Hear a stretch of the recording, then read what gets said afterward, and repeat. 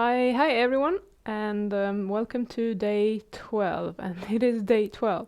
Yesterday I said day 10, and I clearly got that wrong because it was day 11.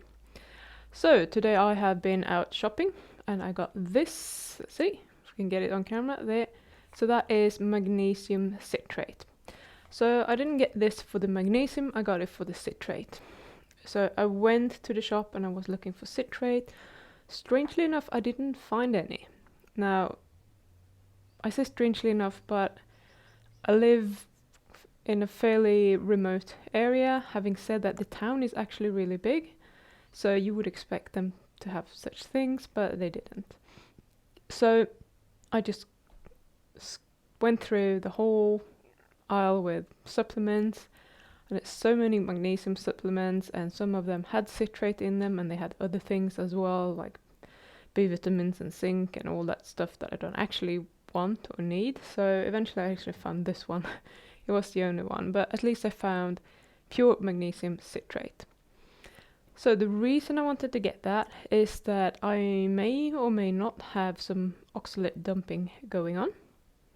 So on day 5, I think it was, I got a couple of pimples on my back, and then the day after that I got a pimple right here.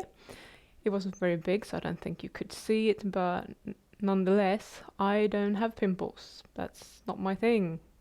I've always had fairly good skin. I might every now and then out of the blue moon get, a hormonal pimple or something like that, but it's not very common. So, someone suggested that it might be oxalate dumping, and I would have thought I was done with that, because I've been on a carnivore-ish diet for quite some time. Now, a more generous one than the one I am on currently. But apparently it can go on for years if you're unlucky.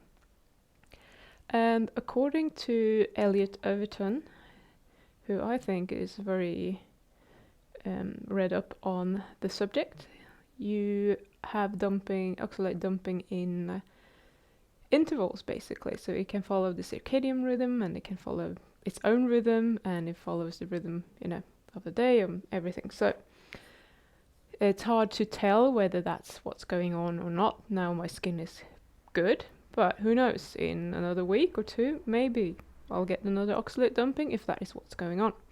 I don't really know. I don't think the magnesium is going to hurt me, so I just figured I'd get that. So why magnesium citrate? I said I was going to talk a little bit about it.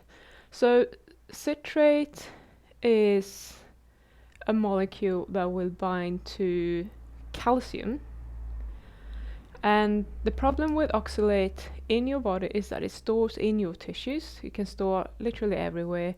Most people know about it as a part of the kidney stones, and that could be calcium citrate, but it stores in other tissues as well, and it can lead to joint pain, obviously skin problems. Something that seems to be a thing. I'm actually wondering if maybe I had that a few years ago when I was on a keto diet, because I on and off I had pain when I was urinating, and I went to the GP, and there were no bacteria, there was nothing, they couldn't find anything, and that was very much on and off, and it seemed to follow my period as well. So I don't really know what was going on there, but apparently when there is nothing in terms of bacteria, there is no infection, that is a thing that could actually be going on, that you have too many oxalates binding to the tissue in your urinary tract. And that could also cause some bleeding, not a lot, but microbleeding. Now, I didn't find that in my urine, but it's not, you don't have to present with blood in urine just because you have that. So I'm kind of wondering if that was actually going on.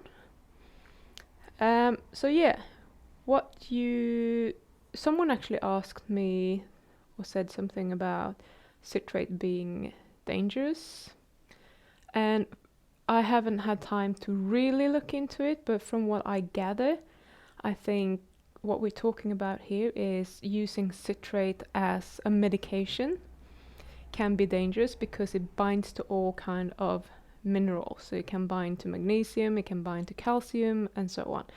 And what happens when it does that, it's obviously depleting your body of those minerals, and if that is happening too rapidly and you don't manage to replace them, that is obviously going to give you a problem, and that could actually be very dangerous.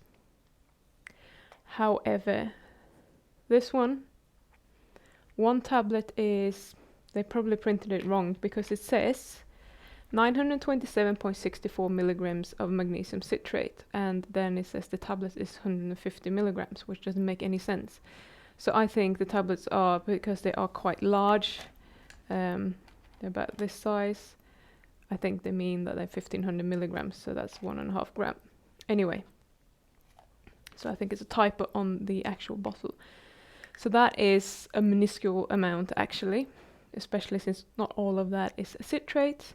So you could also take pure citrate. So if you take 1 teaspoon of pure citrate, I actually measured it right now because I have a little bit of citrate left in the kitchen, and that is 3 grams.